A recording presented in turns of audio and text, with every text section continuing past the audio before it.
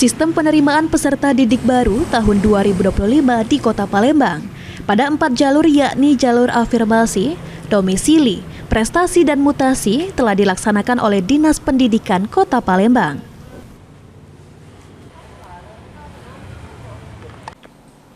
Pengamat pendidikan Sumatera Selatan, Lukman Haris menilai, pelaksanaan SPMB tahun 2025 sudah baik dibandingkan tahun 2024.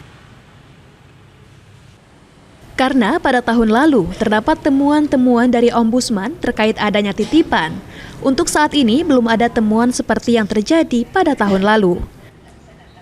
Meski begitu, dirinya meminta Dinas Pendidikan Kota Palembang untuk melakukan evaluasi, terutama soal adanya beberapa sekolah seperti SD yang minim pendaftar.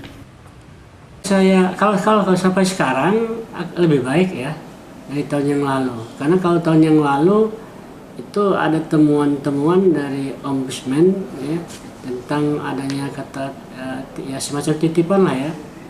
Tetapi waktu itu sudah diselesaikan, selesai.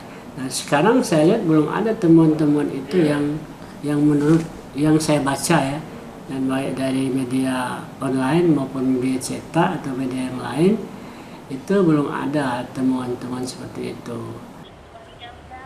Ditambahkan Lukman, Disdik harus memperbaiki fasilitas sekolah yang minim pendaftar, serta memberikan diklat kepada guru di sekolah tersebut agar menarik minat masyarakat. Ilham Wayudi, PAL TV.